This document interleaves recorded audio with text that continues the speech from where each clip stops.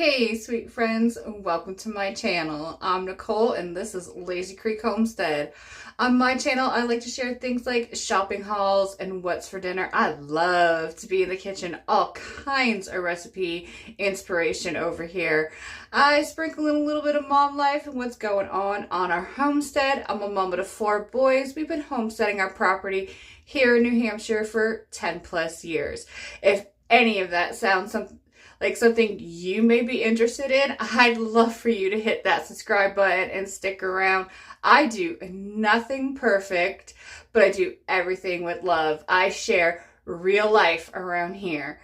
I am so excited about today's collab. It's hosted by Jess from Jessica Myros. I will leave her channel linked in the description box along with the playlist. I really hope you guys can check it out.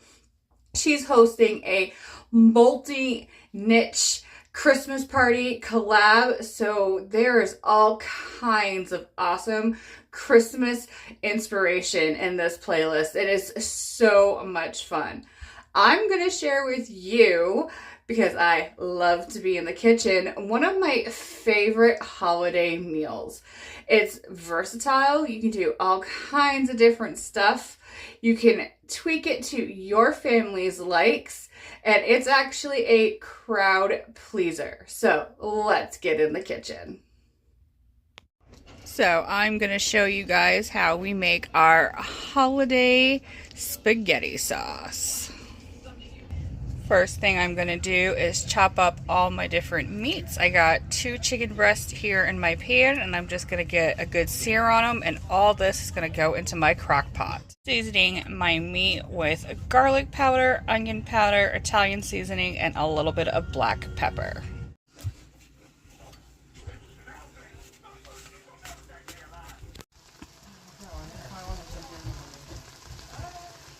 So our chicken is all seared, so that's going to go into the crock pot. And now we're working on our steak, and I'm going to season this the same way with the onion powder, garlic powder, Italian seasoning, and a little bit of black pepper.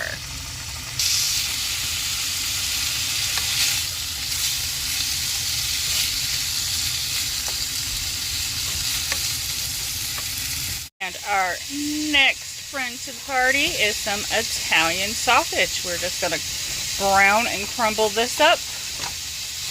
And when it's all brown, we'll add it to the crock pot. Our steak to the crock pot. Now we're going to add in our Italian sausage. Alright, so now we have our pork chops in here. Same seasoning, the garlic powder, the onion powder, and we're just going to get these fried up, and into the crock pot they'll go. So now we're adding our pork chops into the mix. So that's chicken, steak, Italian sausage, and some pork chop. And I'm going to get the sauce going, and I'm also going to add some meatballs towards the end after it's been cooking in the crock pot for a little while. Alright, so we got our meat all nice and seared. Everything's in the crock pot, so I'm going to add a big can, 28 ounces of tomato puree. Just kind of using the tomato products that I already have in my pantry. Some of the puree, and I'm going to do a few cans of the 15-ounce tomato sauce. I'm probably going to do 3 or 4 of these. And then we're just going to spice it up with the same spices we used on our meat. Our onion powder, garlic powder, Italian seasoning, and black pepper. Alright, so I like to measure the seasonings with my heart. But we will try this as it cooks in the crock pot. All of our meat is mostly cooked all the way through. So we're just going to stir this up, see if I need to add any more sauce. And I'm going to cook this in my crock pot on low for like 6 to 8 hours. Oh, that looks good. It's a nice, hearty pasta sauce. It's delicious with just some spaghetti, but we're going to actually serve this with stuffed shells because that's how we like to make our holiday meals. So we're going to make meatballs for our holiday pasta sauce. I have a pound of ground beef and my typical seasonings in there. The onion powder, garlic powder, Italian seasoning, a little bit of black pepper. We're going to add 1 egg and some breadcrumbs. I also put in some steak seasoning. I like the kind of smoky flavor that gives to the meatballs. I also like to add in some Parmesan cheese, so we'll do a little bit of that. I measure with my heart. And then I'm going to mix this together and then add in my breadcrumbs. Loosely mixed together, and I'm just going to add in some of my breadcrumbs here, say about a cup or so, maybe a cup and a half. And we'll mix that together and we'll start forming our meatballs. Alright, and we got our meatballs all rolled out, and I am going to bake them in the oven. So we have our water boiling for our jumbo shells. So we are going to have stuffed shells with our holiday pasta sauce. So once that's boiled, I will add the shells in there. Sauce has been simmering away in the crock pot for about 4.5 hours, and the whole house smells so good. So we are making the filling for our stuffed shells. I'm using the whole milk regatta, and I'm going to make a bunch of stuffed shells, so I have the 32 ounce, and we're going to put that in our bowl. To our regatta cheese, we are going to add 2 cups of shredded cheese. I am using this Italian style blend, but you can use just mozzarella or whatever you would like. And then we are going to crack in 2 eggs, and I am going to add some garlic and onion powder to this as well. Alright, so I'm going to go in with a little bit of onion powder. I like to measure with my heart, but I'd say that's probably about a good 2 tablespoons. And then I recently found this roasted garlic powder. Oh, this smells so incredibly good. So we're going to go in with about 4 teaspoons, 2 tablespoons, I don't know. Couple of good shakes. We really like garlic around here. And then you could add parsley or whatever, but if you haven't guessed, I really like Italian seasoning. So we're going to go in with a bunch of our Italian seasoning, and we're just going to mix this all together, and that's the filling. Simple as that.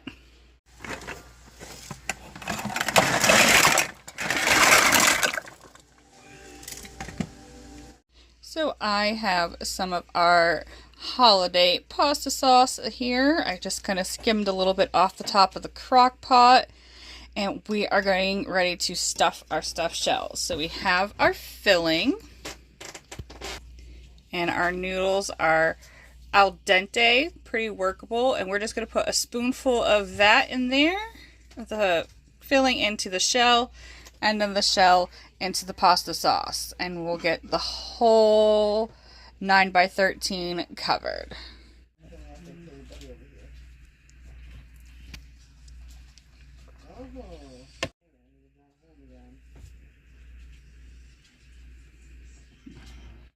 Now I'm going to just top these with a little bit more sauce and then cheese, and we're going to get them in the oven so they can get all nice and bubbly and brown. And into the oven it goes. And here are our stuffed shells fresh out of the oven. Smells so good. So we've taken quite a bit of the sauce out to put in our stuffed shells, so we're going to add our meatballs in, get them in the party, all nice and stirred in, and then we'll get ready to serve up this beautiful, delicious holiday meal. We're going to make some garlic bread to go along with our holiday pasta meal. So I have a loaf of the garlic and herb bread from Walmart. We're just going to slice this in half, and I'm going to smother it with some butter and some garlic powder and get it into the oven. I just have some room temperature butter, and we just spread it right on all over our bread. And then I sprinkle it with my garlic powder and a little bit of the Italian seasoning.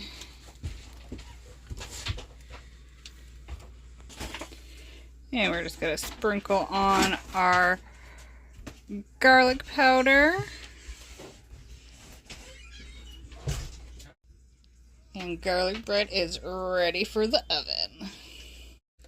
To go along with our nice holiday pasta meal, we are going to have just a really simple side salad. This is one of our family's go-tos.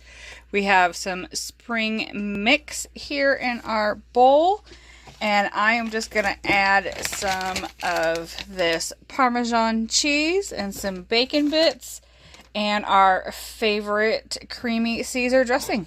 And that's it. Very simple side.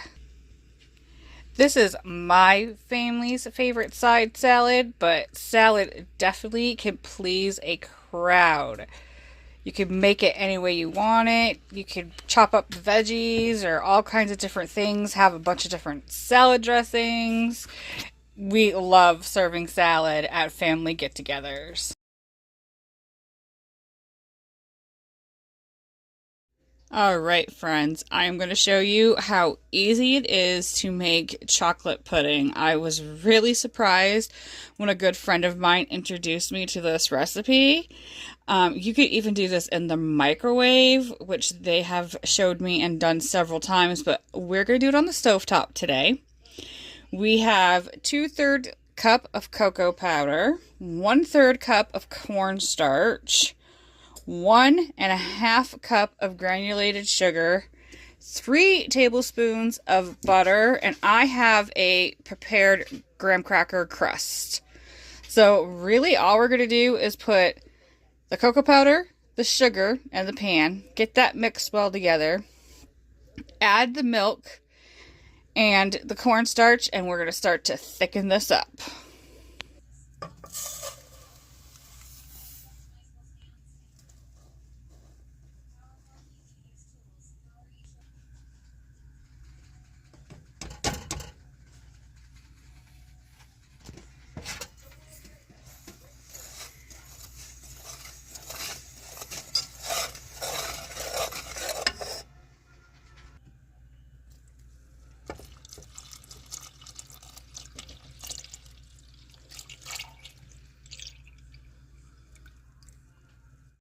Alright, so we have all the ingredients in the pan, and we're just going to whisk it together until we get all the lumps out, and we're going to have it on medium-high heat, and we're just going to whisk occasionally, and once it starts to kind of boil, a little bit of bubbles, we are going to let it boil for 1 minute, and then take it off the heat, and that's it. It should start to thicken up, and we're going to just stir in our last few ingredients. Alright, so our pudding is all smooth and mixed together, and it's just barely starting to simmer, and we're going to just stir this occasionally. You don't want it to stick to the bottom, and once it starts to popping a little bit, that's when we'll start our 1 minute, and then it should be good to go. We'll take it off the heat.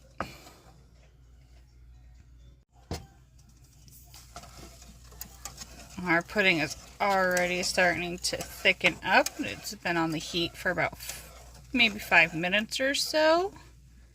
We're not quite to the boiling stage yet, but it really is so simple to make homemade pudding. Alright, our pudding is really starting to thicken up. It's just about at the boiling point here. So I'm going to start, we're going to let it boil for 1 minute and then we're going to take it off the heat. Alright, it's been boiling for about 1 minute and I'm going to take it off the heat and we're going to add the last few ingredients. Alright, while our pudding is still nice and warm, we're going to add in our butter and we're going to add in 1 tablespoon of vanilla extract. I have my homemade vanilla extract here. And then we're just going to stir that in.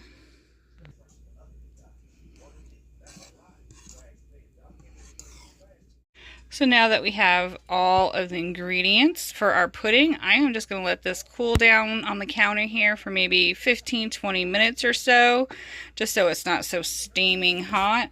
And then we will add it to our pie crust. And then we'll let that cool on the counter for a little bit longer, and then we'll put it in the fridge until we're ready to have it after our holiday meal. So while our pudding is cooling on the counter here for a few minutes, I'm going to keep coming over and just giving it a stir. You can see it kind of develops a little bit of a skin, but that stirs right in as long as the pudding is still warm. I don't mind the skin, but some people do.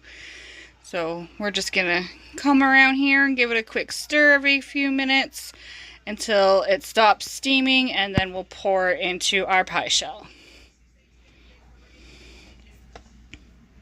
Okay, friends, now that our pudding has cooled down on the counter for a while, we're just going to add it to our pie crust. And then we'll put our pie in the fridge to chill until we are ready to serve. And alright, we're just going to put the cover on and get it in the fridge. Alright, we are going to cut into our homemade chocolate pudding pie. And here is our chocolate pudding pie. I didn't cut it the best. That first piece of pie is always hard to get out, but it is delicious.